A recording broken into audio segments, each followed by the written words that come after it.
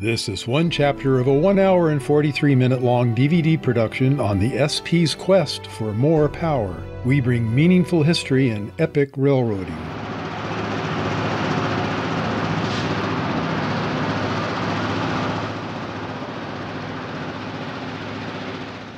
This Glendale scene from 1969 represents the old non-turbocharged EMD power that contrasted greatly with the newer turbocharged EMD and General Electric power.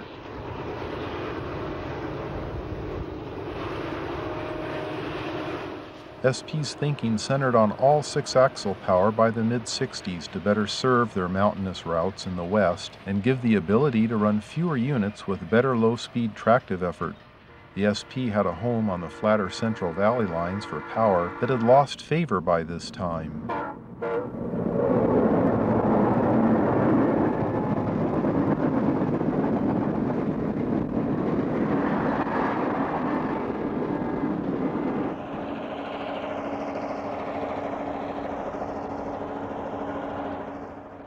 The Jeep 9s would survive for several more decades pulling locals, such as this reefer block heading to Taylor Yard in Glendale.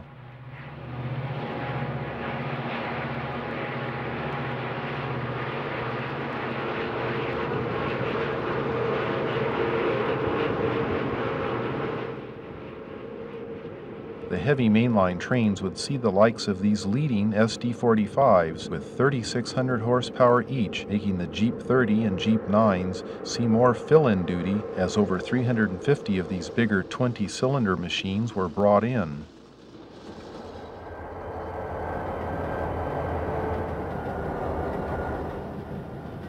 The SD45 on the point of this coastline reefer train would serve the SP well, and if it had any fault at all, it was a thirst for fuel.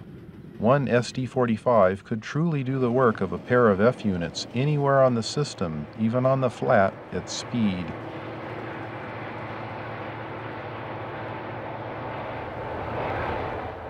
The GE U25B, number 6728 as an example, caught EMD somewhat off guard in 1959.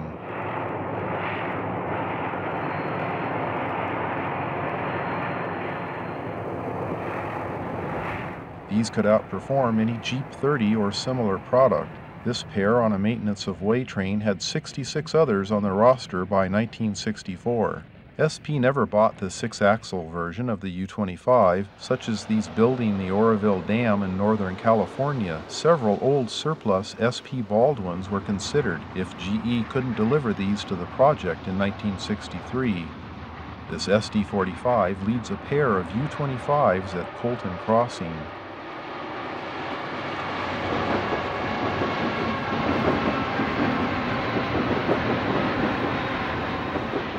SP only bought 4 of this upgraded model. SP had already committed by 1964 to heavier road power that offered more traction motors per unit. The U50 was really only an experiment to the SP, limited to a total of 3 units. It was built by adding 2 U25 diesels and running gear to a proven frame used under the GE turbine locomotives operated by UP. This 5,000 horsepower locomotive was the heaviest hitter on the SP with an ungainly 83-foot length and a 500,000 pound weight. The common parts to the U25B gave them similar problems, and the crews weren't fond of the tiny cab and the fatiguing noise of the huge blower motor behind them. The good visibility translated into concerns of grade crossing vulnerability to the average engineer. These were demoted to heavy transfer service between Colton Yard and LA, and they were usually placed behind a more standard locomotive, such as this Jeep 35. From 1964 to 1965, SP bought 175 Jeep 35s. Many lasted into the 90s.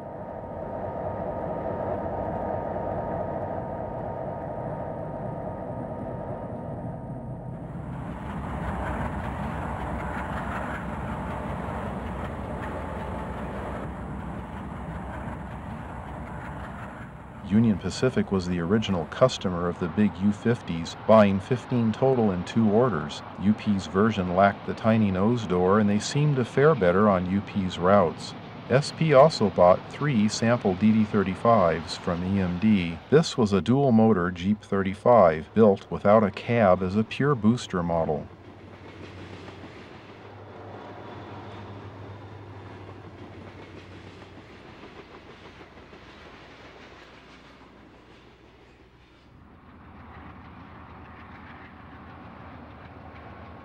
GE and EMD continued to develop larger single diesel machines, and the U33C here resulted in 212 sold to the SP.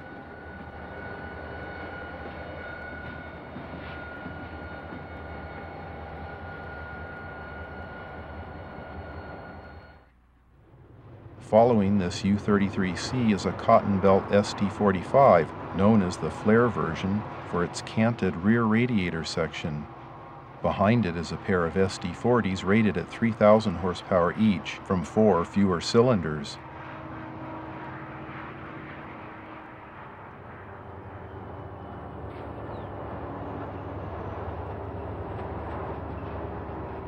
The SD40s and 45s worked well, but they had a problem overheating in the long tunnels and snow sheds over Donner Pass. The tunnel motor versions had air intakes relocated lower to pull in air that wasn't spoiled and preheated by exhaust.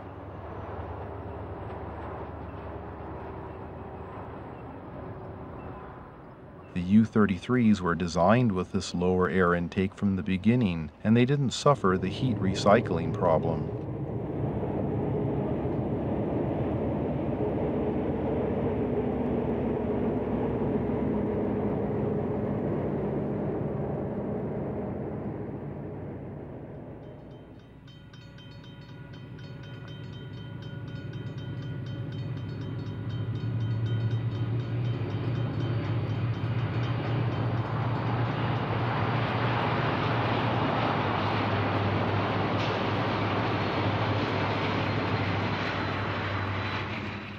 Here in the Tehachapis at Bealville, this eastbound is climbing with the help of 3 U-boats and a trailing SD39. The U-boats were never favored in use north of Sacramento. EMDs were the rulers of the mountainous Donner and Shasta routes. The U-boats were at home here in Tehachapi and out on the Sunset Line to the south.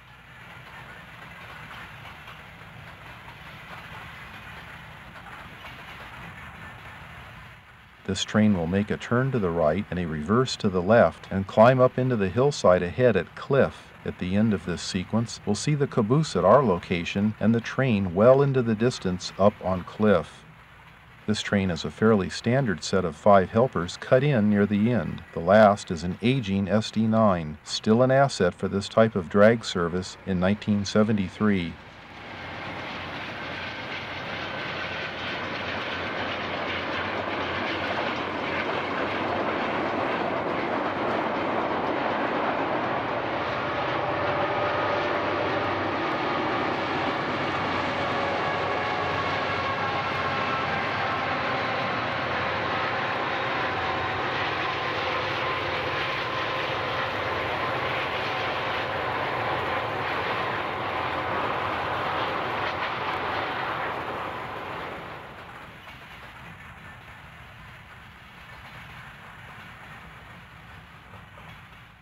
The train's new elevation shows why the helpers were needed. To the southeast of Bealville is the town of Mojave, where the Santa Fe's yellow-colored tracks meet the SP for a shared use of SP tracks up through the Tehachapis.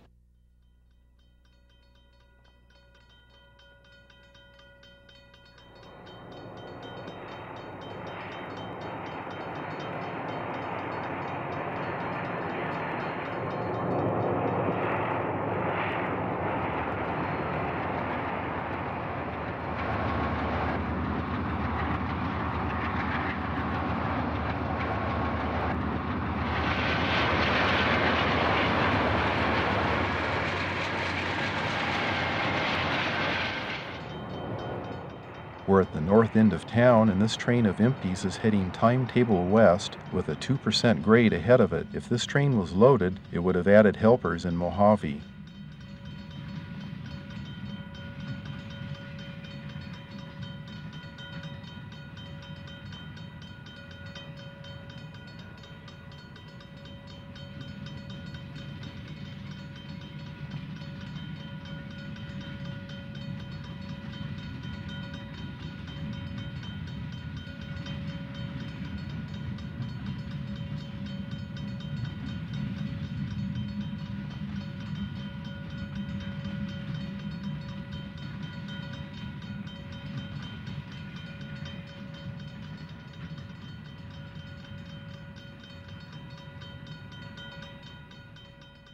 Looking at the freight cars reveals the long list of lost roads that have resulted in the many mergers in the last 30 years. Once the train reaches the base of the mountains ahead, the tracks curve to the left to follow Cache Creek alongside Highway 58.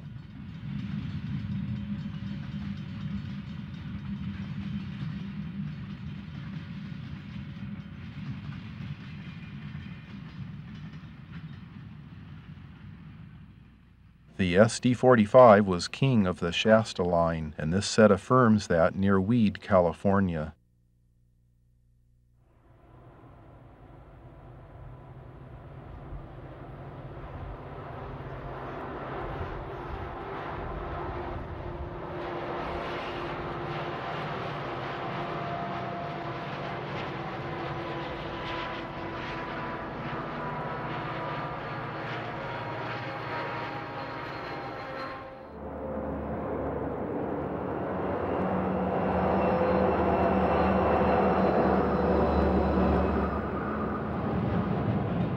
An SP tunnel motor and a Union Pacific SD40 pool power unit head into the famous Cantera Loop with heavy brake smoke on the Shasta line above the town of Dunsmuir, California.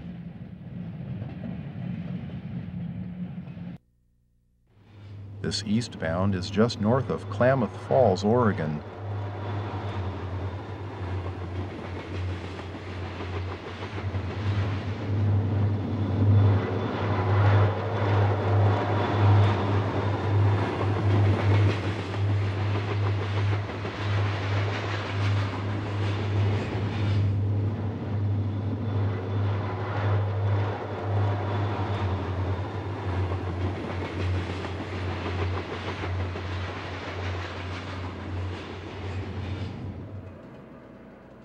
Out on the Nevada desert, this SD45 powered train shows their speed. This is the eastern part of SP's original transcontinental line linked with the UP in 1869.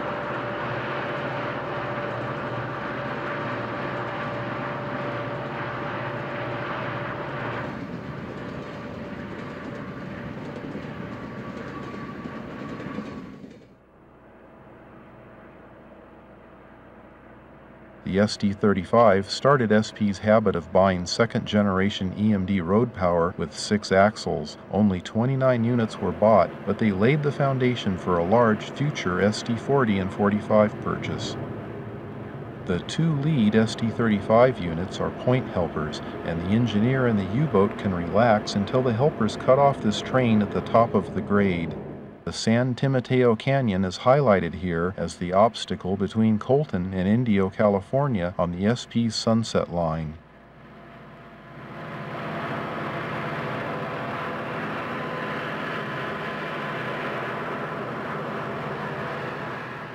This is the famous Beaumont Hill with its 2% plus grades and wicked twisting curves that require heavy tractive effort.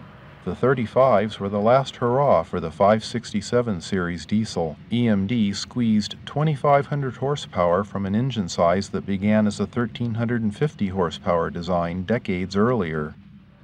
EMD introduced the successor model 645 series diesel in 1965, higher power without sacrificing EMD's reputation for reliability and long life.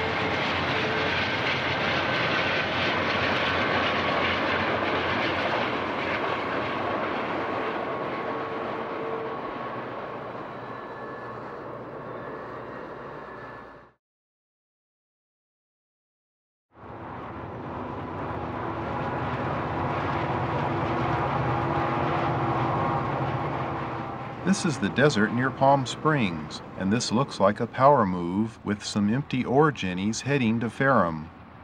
Ferrum is a junction on the Sunset Mainline that once saw trios of GE U-boats pulling iron ore trains down from Kaiser's Eagle Mountain mine. 4 U-28Cs were built by GE to replace Kaiser's old fleet of Baldwins.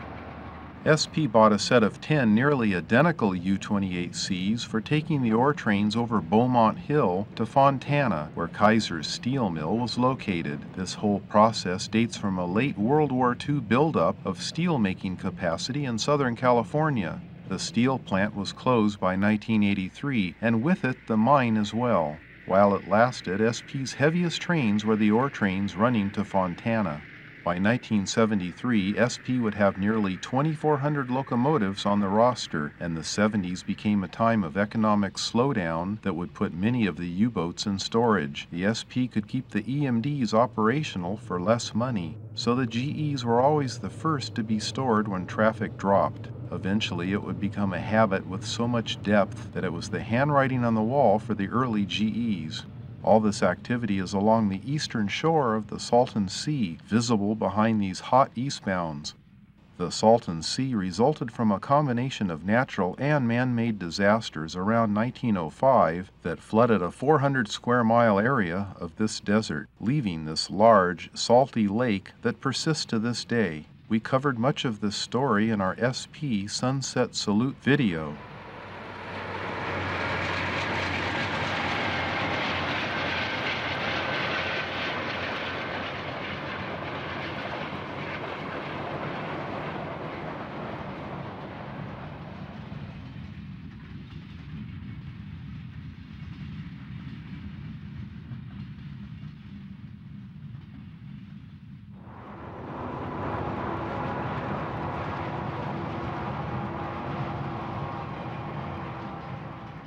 The SP's prized Sunset Line had a growing amount of traffic that needed to avoid the bottleneck of running through Los Angeles.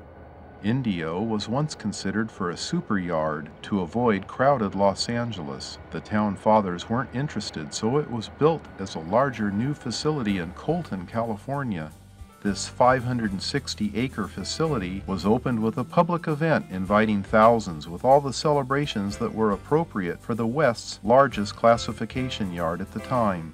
By 1973, SP trains handled 88% of all copper, 65% of cotton, 97% of rice, 75% of oil, and 40% of the lumber handled by rail in the U.S. An operation this large needed a western yard with this capacity.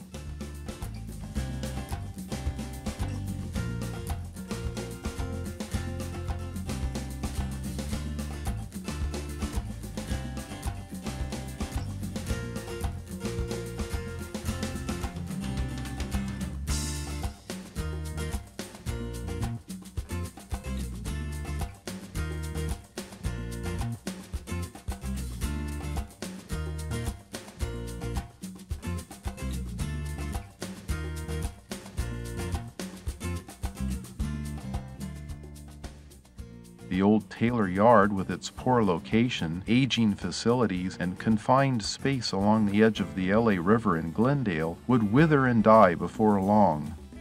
SP needed a way to route any traffic by a new way if it was not specifically headed into Los Angeles. This was the Palmdale Cutoff that was built by 1967 between Colton Yard and Palmdale, California.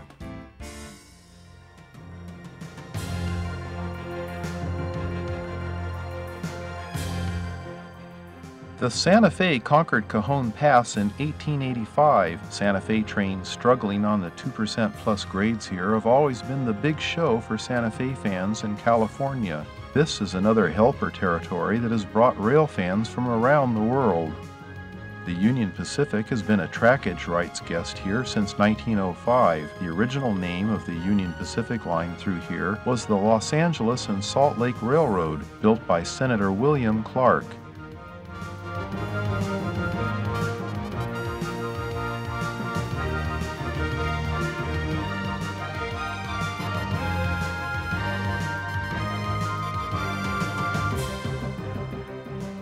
As this Union Pacific train begins its trip to Salt Lake City, the camera shows the old station and other structures at Summit.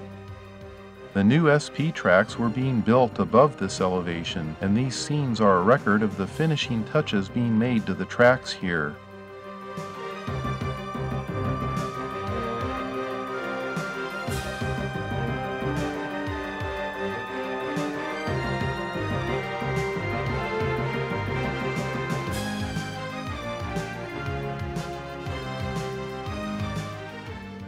Much of the early machinery and supplies were brought in by road using SP's PMT trucks until the rails could bring the rest.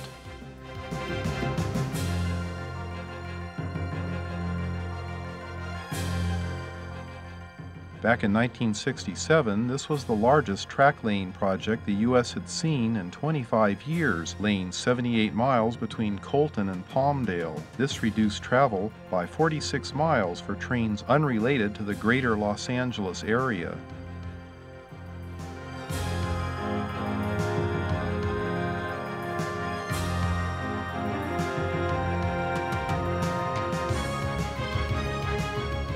This welded rail train is returning empty to bring back more rail in quarter-mile continuous sections to complete some of the remaining sidings. The SP tracks will be open to regular traffic soon, and the trainloads of ballast are still coming in to finish the job.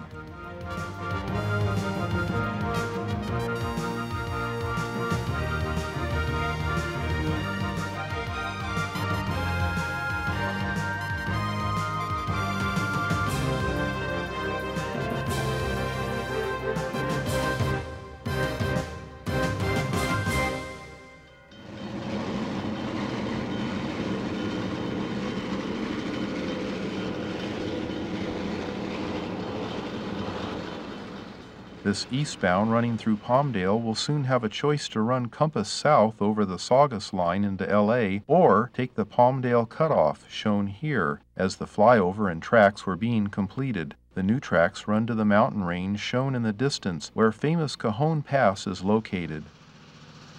This is High Volt, where the SP tracks begin their parallel run with the Santa Fe tracks. Further down the line, this is Highland. The tracks below of the Santa Fe show this as Summit on their timetables.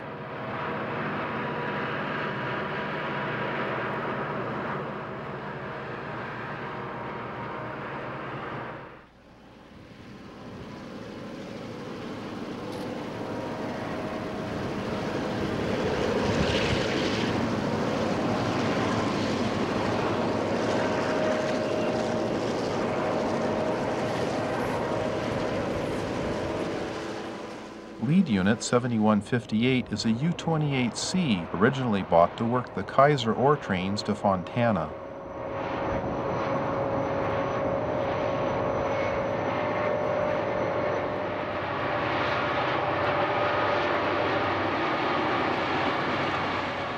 The SP trains heading compass north are actually westbounds in the SP timetables, but a Santa Fe train running the same direction, at the track parallel here, is an eastbound by their timetable.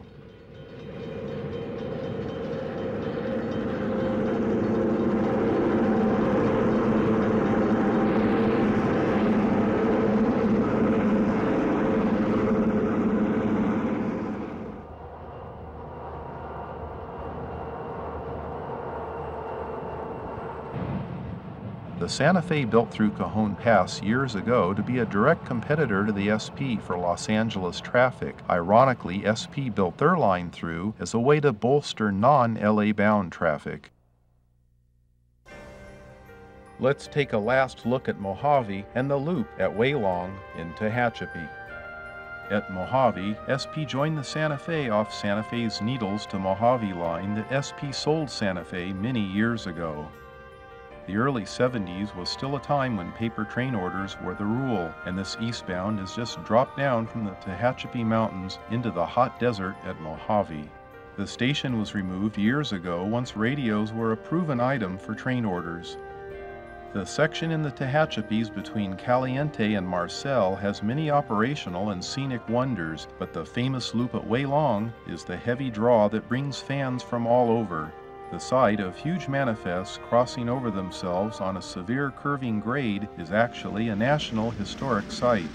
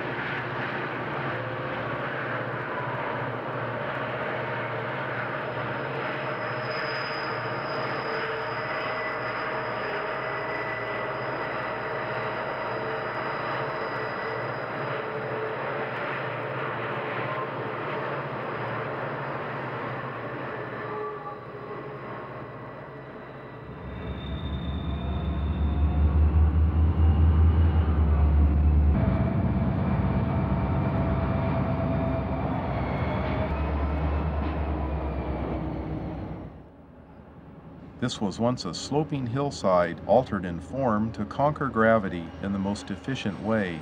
All the earth cut and fill work was performed with hand shovels and wheelbarrows over 100 years ago.